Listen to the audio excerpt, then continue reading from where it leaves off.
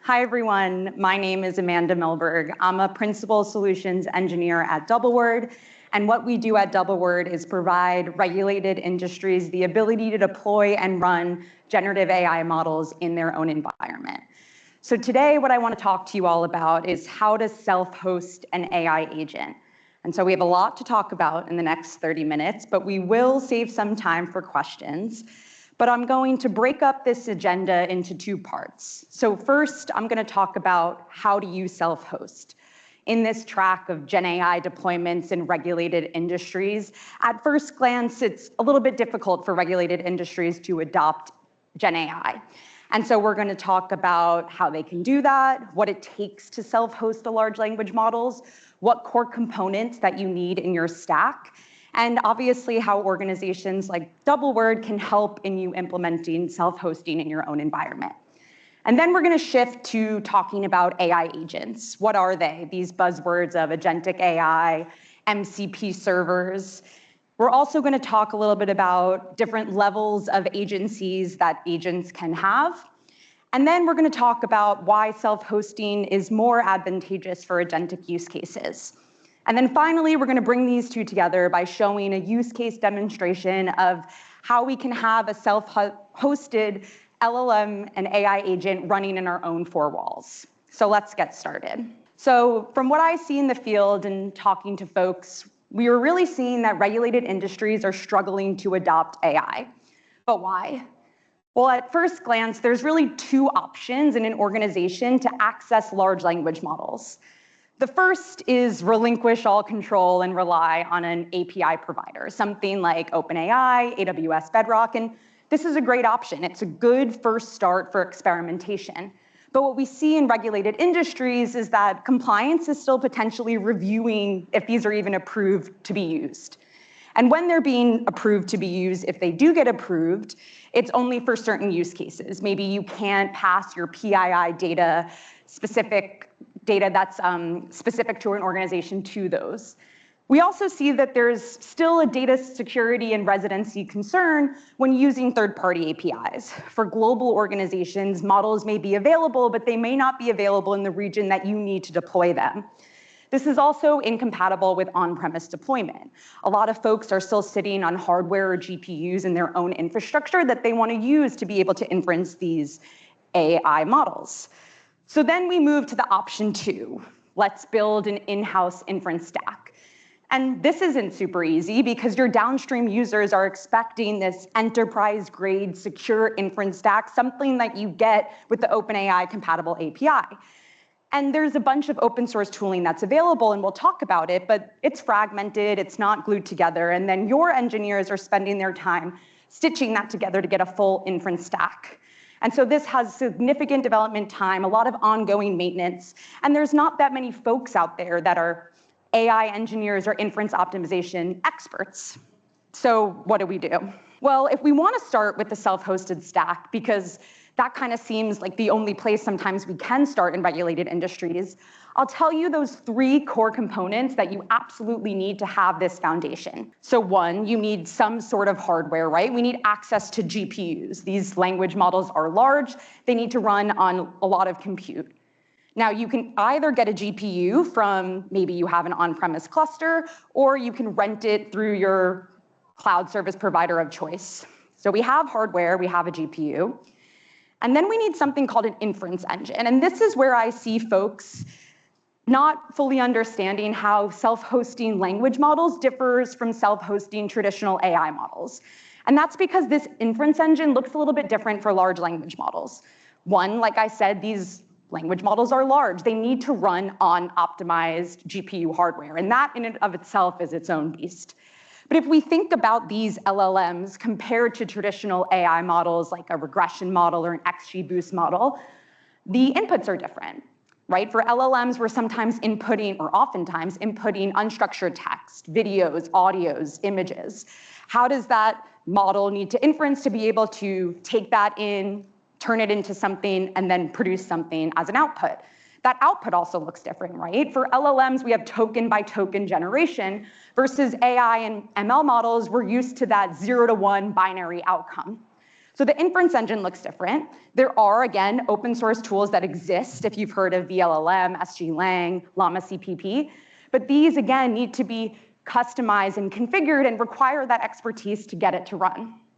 But once you have a hardware and an inference engine, the last thing you need is a model, right? Some AI model, whether it be an embedding model, a re-ranker, an image-to-text model, fine-tune models, and you'll usually access them from an open source repository like Hugging Face, or maybe you have an internal repository in your own environment. And that's it. That's what you need to self-host an AI model. Or, as I'll say, that's what you need to have the most foundational based model to get something to run. But the analogy that I like to use is it's like a very plain sandwich, right? It just maybe has a piece of bread, one small layer of protein in between. It's by definition a sandwich, and it's functional, but it's not really fulfilling. I don't know if anyone truly wants this. And so then you go back to your devs and your engineers and you think, what's everything that I need around those core components? How do I get something that's scalable like that OpenAI API? So you go back to the whiteboard, you try to think, how can I make this sandwich more fulfilling? And you realize the components are crazy. You start thinking, okay, now if I have multiple models, do I need something like an API gateway in front of that? If I'm gonna have an API gateway, do I need some sort of authentication or API keys? Okay, now I have multiple models running. How am I gonna scale them? Do I need an orchestration layer? Do I need to add auto scaling? How about scale to 0? Well, now if I'm scaling a bunch of GPUs, how am I gonna monitor them? Do I need to add chargeback and usage? And how do I justify these costs to the business, right? And that's my shameless plug for how companies like DoubleWord help, because we provide this turnkey solution that enables you to self-host models in your own environment. So we take those core components, but we add around the authentication, monitoring, logging, authorization, et cetera, to give you an infrastructure that your downstream users can rely on. Because in reality, you don't want your engineers building and maintaining infrastructure. You want them building high business value downstream applications that you can show up to your board of directors. So when you think of DoubleWord, think of that great sandwich, right? We provide the 2 layers of bread, the protein, but lettuce, tomato, mayo, onions, pickles, whatever you like. So now that we understand a little bit of how you self-host, the components that you need, and how organizations like DoubleWord can help, let's shift the conversation to talking about AI agents. Agents, by definition, and I like this one, I think it's pretty simple, Agentic AI is a system that can independently reason, act, and adapt to achieve goals with limited supervision. And what makes these agents super unique and powerful is that they have the ability to reason, which means they can understand problems and create a plan. They have the ability to act, meaning they have a suite of tools that they have access to. And when they create that plan, they can use those tools to execute against the plan. And then finally, they can adapt, meaning that they can learn from experience and improve their performance. So all of this sounds really powerful, but it also might sound a little scary. I just want to have these autonomous things running around in my own infrastructure, making decisions, and who knows what they're going to say. Well, yes, that's one level of agency, but agentic systems can have various levels of agency. So let's start with the simplest example, no agency at all. LLMs have no impact on the program flow. This is like a simple processor, probably what a lot of you are running today. When you ask an LLM a question, it responds, and then you use that to continue moving on. Maybe you push it downstream to a database, use it to generate an email. I saw that this morning. But very simple processors where the LLM's decision doesn't impact the rest of your flow. Well, then maybe we go to step 2. We give our LLMs a little bit of agency. We allow them to determine the basic control flow. So we'll allow that LLM to make a decision. I want to execute against plan A, or I want to execute against plan B. And an example like this is a user inputs a request, that LLM classifies the request, and maybe it routes it to technical support or billing in whatever example it makes sense. Then we have the category of tool calling. And this is where I find that most organizations are looking at when we're talking about agentic AI. It's when the LLM output determines the function execution. So in this case, we're letting our LLM understand all of these tools that it has access to, and I'll describe this in a second. And for example, if a user says, I have a request, that LLM decides, what do I need to do? Do I need to call an API? Do I need to search the web? Do I need to call another LLM? And that's where you start seeing a little bit more agency in these workflows or systems. The level 4 or 5, when we're talking about multi-step agents and multi-agents, I think this is still a little bit of something that folks are excited for, but we're not seeing it in practice today. But we can understand how powerful these agentic systems can be if they start mimicking the workflow that we do as humans. We all make decisions every single day of where to go, what to do, turn left, turn right. And so that's where these multi-step and multi-agent systems become super powerful. But in my experience, most folks are still working on that 1, 2, 3 level in our table. And so we're going to focus on that level 3, the tool call category. And that's what we'll show in the demonstration in a bit. But before we do that, let's understand what exactly do we mean by tools. Well, agents obtain agents through access to tools. So think of a tool as a helper function that extends a large language model's knowledge. For example, an LLM today, it doesn't know what the stock price of Google is. You ask the question, it goes and Googles the stock price of Google, and then it returns that answer to you. That's an extension of its current knowledge. And so those are the types of tools and helper functions that agents provide. But all of these tools don't have to be LLM-based, as I described. So you can have a tool do a database lookup. It can call another API. Maybe it can run a prediction from an ML model that you have in production and then use that in another system downstream. It can execute code. It can call another LLM, et cetera, et cetera. And so this is super exciting, right? We can think of all the different things that we do every single day, where what if we had an agent that or specific tools that perform those actions. But again, think about what you do and what you do and what you do and how much of that can be standardized and reused. And so that's where this concept of MCP, or Model Context Protocol, comes into play. It's a standardization layer for AI applications to communicate effectively with external services such as tools. The analogy that I've seen over and over again that I like is it's almost like a USB-C port. So you can plug any hardware into a USB-C port, you can plug any tool into an MCP server and enable that to be used in a downstream AI model. And so what's really cool about this is I can have the list of tools that's either unique to my organization. I can use tools that exist by providers. I think someone before was talking about some of the Neo4j MCP servers, and I can download them, use them, and almost have this plug and play type of approach. So these tools become a way that I can create my own, share them within my organization, use providers. You can almost think of them as other protocols, such like a HTTP protocol or a REST API that we're more familiar for. On the code side, you see how we actually define these tools. So it's open source, pip install, MCP, server, something, and then you can define these tools, and when you're defining the tool, you give them a doc string where you explain what the tool does, the parameters of the input and the output, and then this is how the agent gets context to understand when it should apply or use some of these rules. And again, we'll see that in an example after this. So now let's understand that we've talked about self-hosting, we've talked about agents, but why does self-hosting become even more advantageous when you're talking about agents if you didn't believe my first spiel of why it's super helpful? Well, the first one is interesting. Agents produce up to 20 times more tokens compared to single-shot LLMs. And so you'll see in the demo, but if you've ever played around with some reasoning models like DeepSeek or Qwen, you can see that it thinks before it actually produces an output. And that's great. We want it to reason, but that's also extra dollars that are gonna, or extra cents that will be calculated in your pay per token API cost versus the self-hosting model that becomes a fixed cost. So again, it's just interesting things to think of and consider when you're thinking of your scalable AI strategy. If you want this embedded in your workflows, what does this look like? There's also a lot of technical advantages of owning your entire AI stack. So one thing that we work on specifically is this concept called prefix caching. And what prefix caching does is it essentially caches prefix or inputs, so the LLM doesn't constantly have to recompute that each time. And that's good from a cost perspective because you're not recomputing, but it's also good for a latency and performance perspective. And so this can dramatically improve the agent's response time.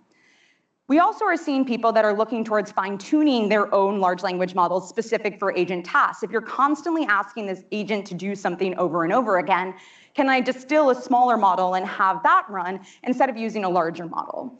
And while you can fine-tune and host models using cloud service providers, you get a lot more advantages of, like I said, fully owning that AI stack.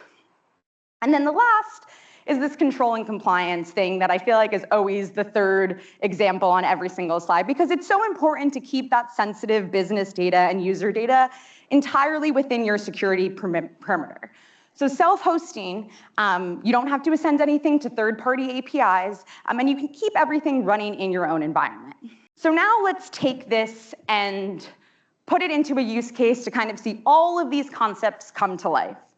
So I assume, by show of hands, confirm if my assumption is correct, that folks here might be familiar with a Know Your Customer KYC use case. If you do, can I get a hand raise?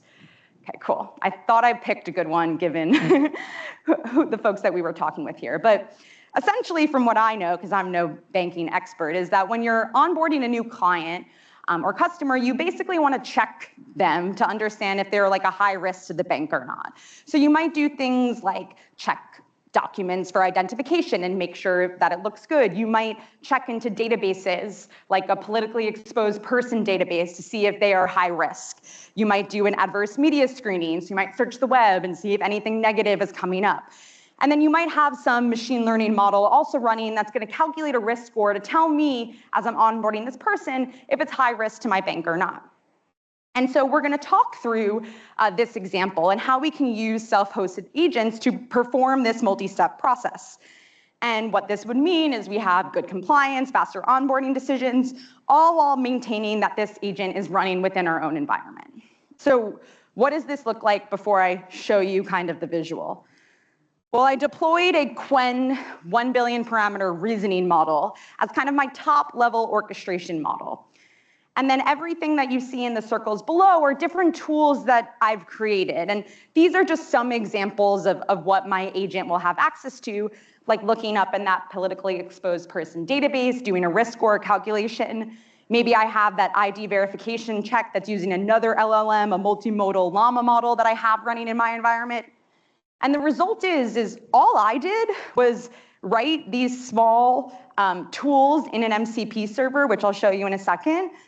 And then I said, okay, agent, go figure it out. And now when I ask a question, the reasoning model thinks and says, okay, she's asking me to perform a check. This is what I have access to. You'll see it perform some tools and then come out with a response of if I'm high risk or low risk. So let's see what this looks like in practice. So what you see first, this is the DoubleWord platform. So this is the front end user interface, which I can use. This is what we deploy in your environment, on-prem, VPC, whatever. In my case, I'm using a small 1 billion parameter model. That model is actually running on my laptop. Granted, you can run this on 4x A100 GPUs if you want to, but for our use case, I thought keep it small. So I deploy this model. I can select clusters that I want it to run on. So this is connected to our on-premise GPU cluster that we have running in London. I select a 4090. I click on that I want it to scale to 0, scale down when I don't use it. I can do some advanced settings if I know what they are, and then I can go ahead and deploy that. So I deployed that model. I have that OpenAI compatible API that I can now use downstream. So self-hosting done, have my models there. Now let's move to a KYC server. I didn't put this up to be intimidating, more to just show you how simple it is to define these tools. So you can see I imported the MPC server. I defined a few tools. I'm walking through my first tool now. And this tool, I'm simply connecting to an API that checks a politically exposed person database. And so I define that school with that JSON file, and then I simply run this as a server. So I export it on port 8000, and then great, now I have my MCP server. So the next step is connecting that MCP server to some sort of AI model. So in my case, this is Open Web UI. It's really cool, a good way to have this like chat GPT-like experience, but you can connect it to any model, whether it be an LLM provider, or in my case, I connected it to that Quen model that I deployed with DoubleWord. And then if I want to connect my tools to that model, I simply just go to the settings, connect the server, and now I have my Quen model running, and these tools come up as the ones that I've defined. So you could see here, this is what I had in my Python script. I have that tool name, the definition, and this is all my reasoning model gets to know. So it understands that it has access to these 3 tools, and then now I'm gonna ask my agent to perform some checks and see kind of where it looks. I can connect this, like I said, to a open source model, like a Llama model, DeepSeek. You can connect it to Claude Desktop. I think that's really powerful. The ability that you can kind of take these tools and move them anywhere. So to test if this is actually working, I asked the first complicated question of seeing if I'm high risk. So I asked, can you please perform a check on me, Amanda Milberg?